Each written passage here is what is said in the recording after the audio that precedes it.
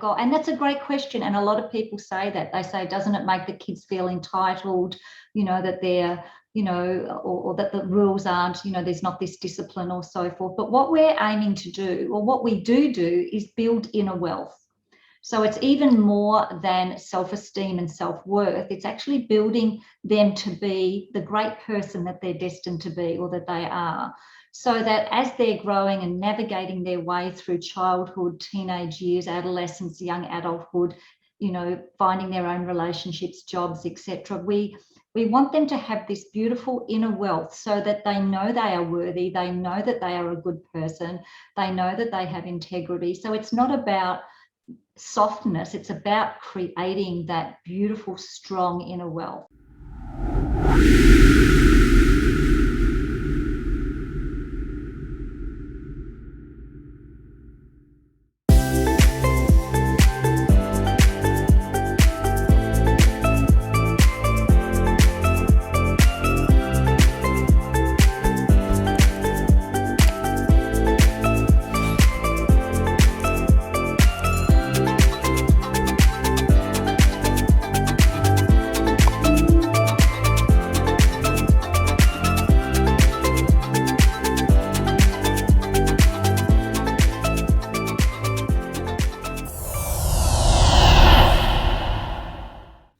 Talking with the Experts. Hello and welcome to Talking with the Experts. My name's Rose Davidson from rosedavidson.com, and Talking with the Experts is about all things business by business owners for business owners, and you can find it on all good podcasting streaming platforms and on YouTube. And I would love it if you could head over to my channel and click on the subscribe button and ding the bell so that you know when my next videos are uploaded. Today, my guest is the lovely Lillian Reekie, and Lillian is a parenting strategist. Now, you might want to know what parenting has to do with getting into business. We're going to discuss that and how Lillian actually got into her business so that we can find out a little bit more about, I guess, business owners can, not just necessarily do business, as in business related stuff. So we're going to be talking about the law of attraction and nurtured heart approach parenting. So Lillian is happily married to husband Andrew, and Andrew's a dish actually. Been married for over 30 years and they have 2 adult sons. She was originally a primary school teacher and she became a parenting strategist because of her journey with her youngest son, who was diagnosed with ADHD, ODD and childhood depression at the age of 4. So over the past 20 years, Lillian has featured many times on TV, radio and on podcasts, and has written 6 books based on her family's journey, and also conducted many hundreds of seminars and workshops, both live and online. And we'll find out a little bit more about Lillian. Hello, Lillian. Welcome. Hello, Rose. Awesome to be here. Thanks so much for having me. Oh, thank you for joining me. Now, tell me, how in the world did you get into becoming a parenting strategist from being a primary school teacher? That is a great question. So I'll try and reduce the story as quickly as I can. So yes, I am a primary school teacher. My second son was born in 1993, 7.5 years after my first son. However, things were very, very different with him. It was very evident from a really young age that he was really challenging. From as early as I can remember, there was defiance, hyperactivity, aggression. He wasn't cooperative. He was, a really challenging little boy. And having come from teaching, I knew what, challenging kids were like. And so we had really hit the jackpot with this one. So what actually happened, Rose, was we just weren't prepared to take traditional methods, I guess, of dealing with his challenges. Back in those days, and I'm talking about back, 25 plus years ago when he was a toddler, the only recommendation they could give us was to medicate. And we just weren't prepared to do that. So we went on our own journey and sought our own answers. And that's basically how I I guess we, came into being a parenting strategist because people then wanted to hear about our strategies and what we did and what worked, etc. So it wasn't a business initially, of course. It was just sharing information with people. And I never dreamt way back then that I would have written 6 books and, have spoken on, radio and been on TV Today, Tonight, and all sorts of things because of our journey. So I turned what was became a passion into my business, which I guess a lot of people that you chat with might do as well in different ways. Yeah. I think we've all, for us entrepreneurs who have stumbled into the business world, I guess, it's a following a passion, that's something that, either we're really, really good at or something that is different from what we were doing in the corporate world. Yeah. And like, artists and so forth. So they leave the corporate world and, become a business selling their art. So, yeah. And I think, having a passion, doing what you're doing, I think is the ultimate aim, I think, is just absolutely.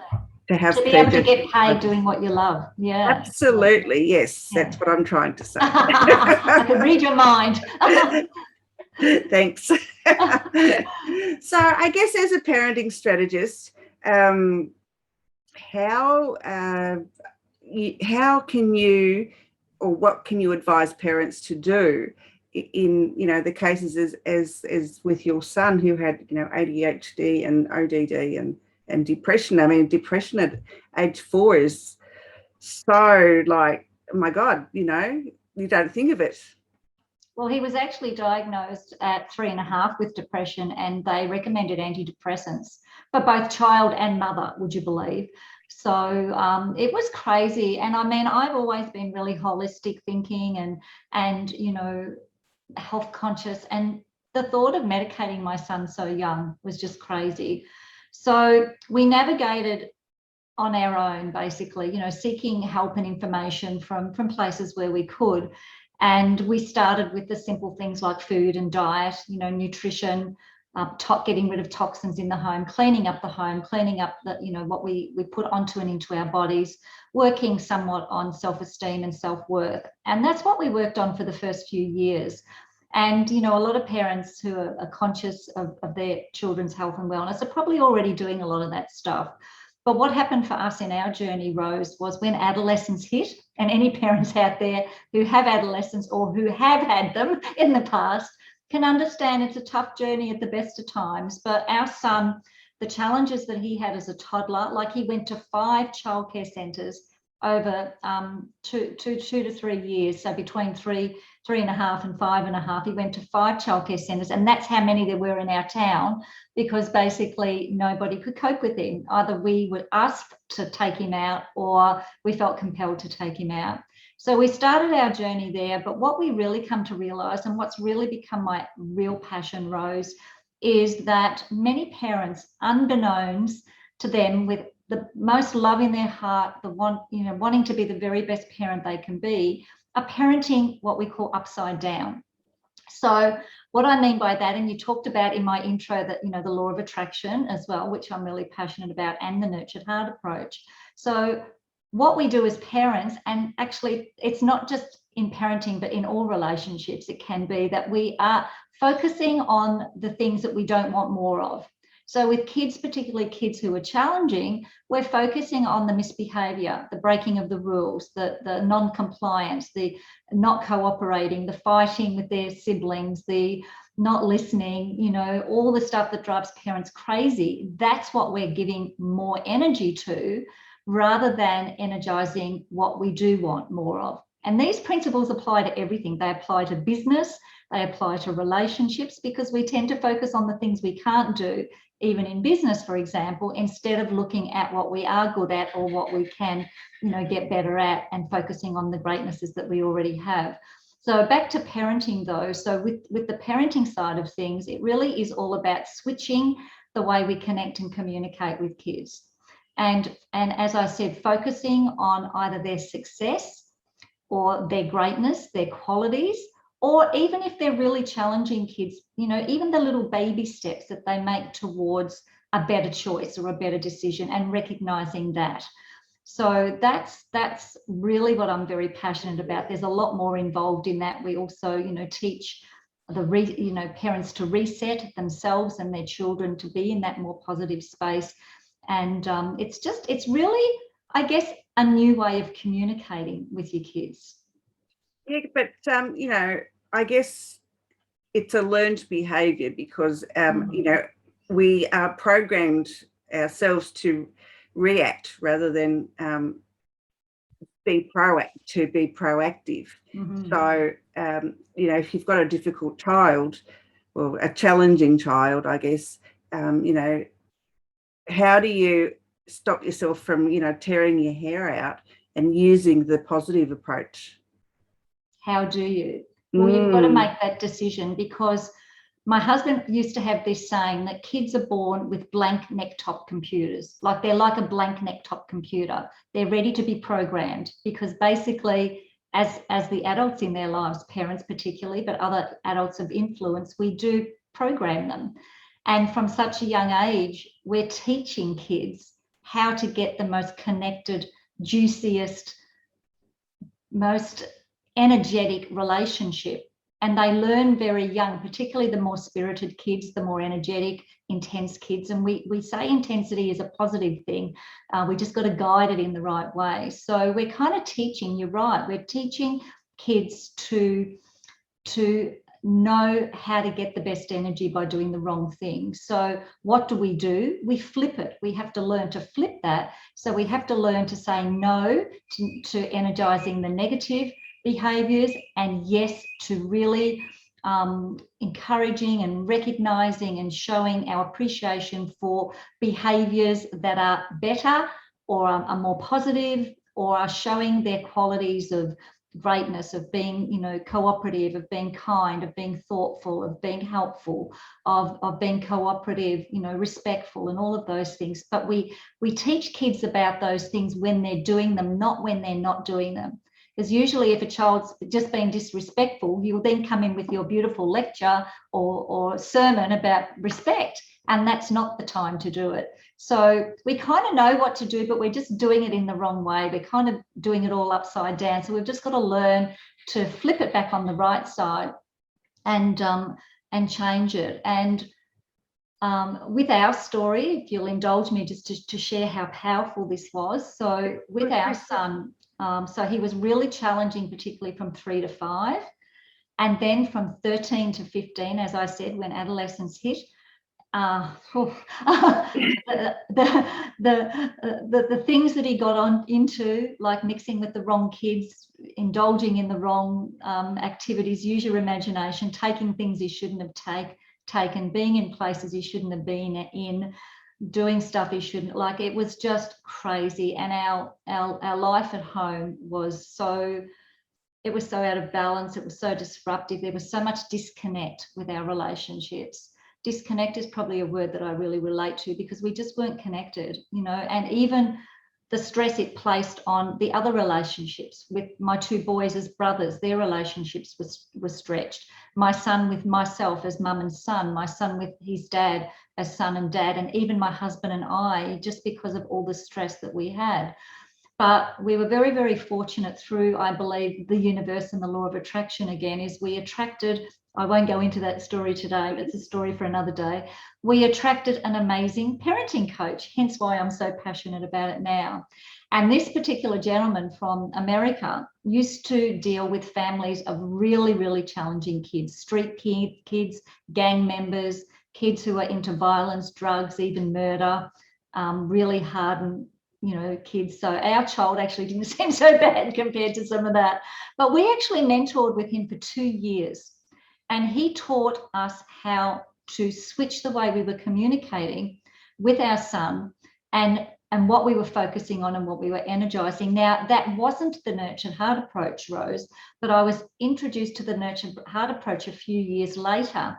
And it was in such amazing alignment with what our beautiful coach, Frank, taught us, that I just embraced it, and I went on and became a trainer for it. More recently, I've become an advanced trainer. So it's something that I'm now really, really passionate about teaching people, not just families, but people, how to connect and how to relationship with each other so that it's win-win, for all of us. Yeah, I can see how it would be of benefit, but don't people say that with that approach, it's, being too soft on the child? It's not being soft at all. Our goal, and that's a great question. And a lot of people say that. They say, doesn't it make the kids feel entitled, that they're, or that the rules aren't, there's not this discipline or so forth. But what we're aiming to do, or what we do is build inner wealth. So it's even more than self-esteem and self-worth. It's actually building them to be the great person that they're destined to be, or that they are. So that as they're growing and navigating their way through childhood, teenage years, adolescence, young adulthood, finding their own relationships, jobs, etc., we want them to have this beautiful inner wealth so that they know they are worthy, they know that they are a good person, they know that they have integrity. So it's not about softness, it's about creating that beautiful, strong inner wealth, because when we let kids know that, that, and it doesn't mean that things aren't going to go wrong along the way. It's inevitable that things still will, but with that strong inner wealth, they're going to be able to navigate life a lot easier. So if anything, it's the opposite of softness. It's really making them strong and and resilient. And we need these sorts of people in our leadership, don't we? If you think about that, the next generation that we're bringing up, whether they're young, primary school age children or young teenagers or young adults, we're actually navigating our future leadership and our future, people who are going to lead our world as such. Yeah, so I guess your son is now a naturopath, a herbalist and a nutritionist. So, is that because of the journey that you took him on through childhood? Was that because of that, or was it just a choice that he made because he liked it? So that's my eldest son, who's the naturopath, not my child. Sorry, yes. No, but a good question, because it's actually related very well to the story. So so my eldest son is 7.5 years older. So he was old enough to really understand what was going on along the way. And he saw the changes, and he saw what happened, when we started implementing the things that we implemented. So he was actually all set to do computer science because he's a real computer genius. And when he saw our journey, he switched somewhere in year 11 and 12, and he decided he wanted to be a naturopath because we had brought in a naturopath into our lives that used to come to our home every month and help us and our friends and family, because we just lived in a large country town, and we used to bring him in from Melbourne. So he was actually inspired by this naturopath that we used to bring in, and he was inspired to help other families to get the sort of results that we got from, and helping them from the health and wellness and emotional, physical health and wellness side of things. But my youngest son, would you believe, is an electrical contractor. He has his own business. And the interesting thing, Rose, was that in high school, he was actually asked to leave every school that he ever attended. And he was actually pretty much kicked out of school at 15. Let's put it that way. That's probably the polite way of saying it. And at 15, with me being a teacher, I'm like, no, he needs an education. And he'd hardly been at school in the prior 12 months anyway. He'd either been truanting or suspended for truanting. So he left school at 15, and the only condition that we had, and we'd started mentoring with our parenting mentor, and the only condition we had to say yes, we were okay with him leaving school, was that he didn't sit around the house, but that he did something actively. He either got a job or went and got further education. So he actually did both.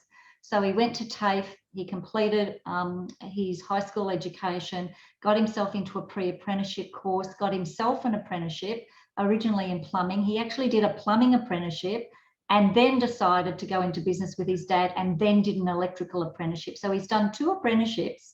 And he's had his own business with my husband, they're coming up, I think they're in their 10th year. So it'll be 10 years at the end of this year. And he has a very successful business. You know, electrical is one of the hardest trades academically. So he's had to really, you know, work hard on that because he didn't have the background education at school. As a matter of fact, I remember the last conversation we had with his principal when he did get kicked out of school and basically said, well, what are you going to do with your life? And I can remember my son saying, I'm going to get an apprenticeship. And the principal literally laughed in his face and said, with your marks and your results and your attitude, you'll never get an apprenticeship. And with that, my son used, I can't repeat, but some very choice words to the principal and basically said, you watch me. And he went and made it happen. So, you know, there's a kid who was not successful at school that has become a successful business owner. Yeah, well, you know, you don't always have to be successful at school to become a success in business because, you know, I mean, some people have left school even earlier than that and have become hugely successful. Yeah. They've got to have, they just have to have the will and the willpower and the drive to make it happen. So absolutely, I agree. So what is your most recent book? The most recent book is The Best Teacher I Can Be. So what happened was I used to do live tours around the country. Like my husband and I used to do them together. And then when my husband started working with my son, I went off and did a few tours on my own. So somebody would host me and I would do seminar after seminar in a particular town or area. And in this particular town, I was hosted by a school for a week. So I did various public seminars. I worked with the teachers. I did some work with the students as well. And I had my other 5 books. And a couple of the teachers said it would be really good if you could write a book specifically for teachers. So that's what I did. So I had already The Best Me I Can Be, which is a children's book.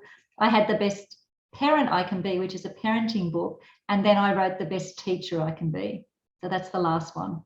That was 2013, I think. Yeah. Oh, okay. So it's fairly old then. It's not new. So when's a new one coming out then? I've actually just written a new chapter for a collaborative book. Yeah, book number 7, there's probably one there, but I've just got lots of other things on the go. I've just been attracting some really amazing things into my business recently, and a way for me to build my profile and my what's the word?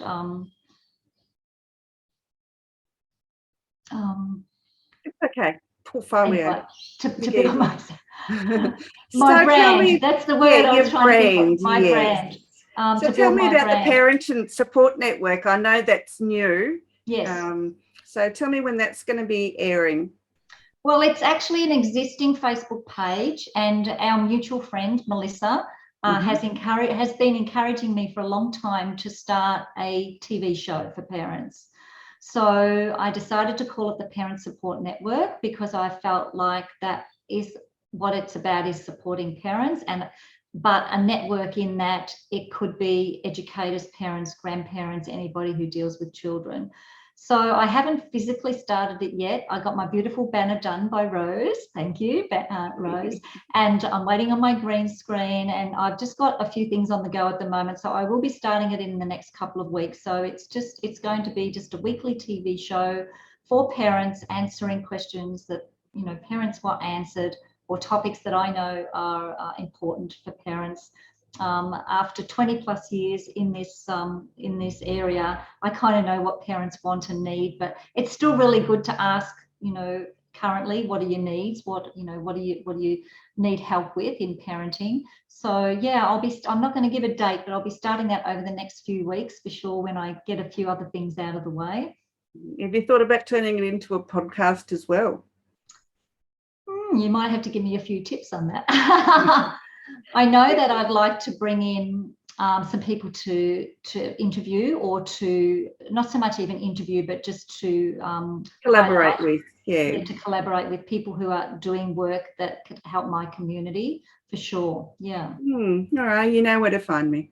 I do. I do. Well, But I Lillian, love doing podcasts. I've done quite a few, and it's a lot of fun just being able to, share your story and so forth. Yeah. it is. Yeah, and I love doing what I do. It's I meet so many great people, and you are now my 192nd interview. Wow. Really? Yes, That many? it is. Yeah, compared to some people, it's it's only been going just over a year, so I suppose it is a few. Am I your first parenting strategist? You certainly are. There you go. Yeah. So 192, but still a first. That's it. That's it. All right, Lillian, any special hints, tips that you'd like to give, even someone starting out in business that, has the same passion as you do with parenting, how they could start to, build up their brand and their client awareness? I think that's a great idea, a great question. And I think really, the saying is get paid to do what you love.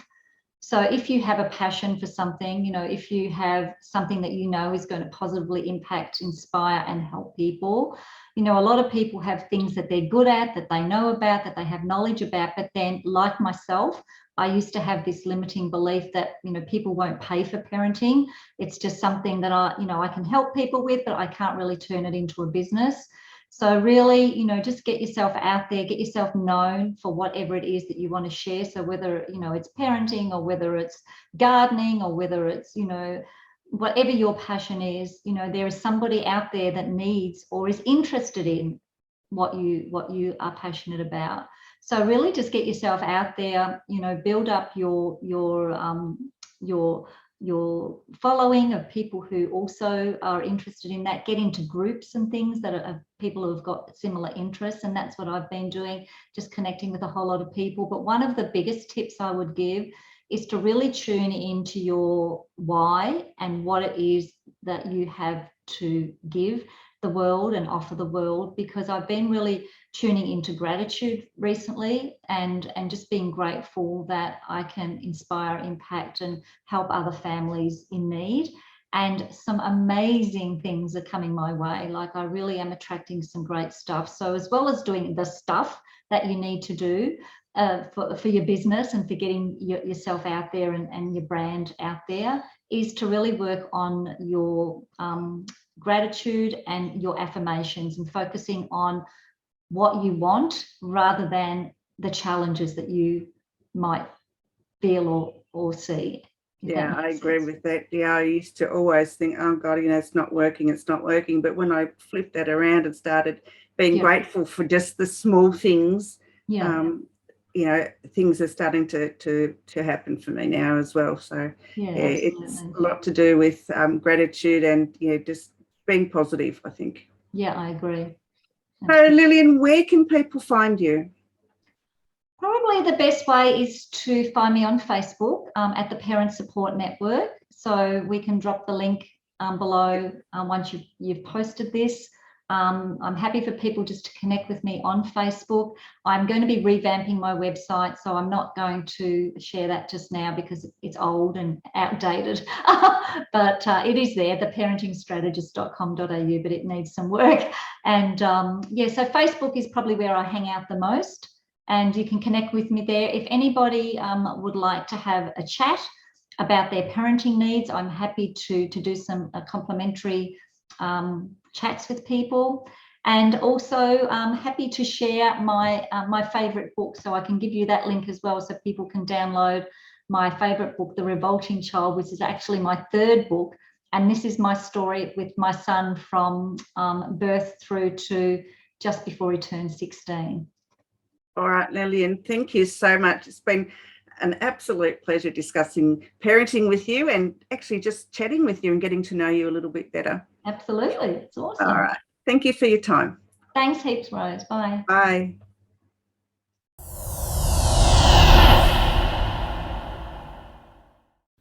Talking with the experts.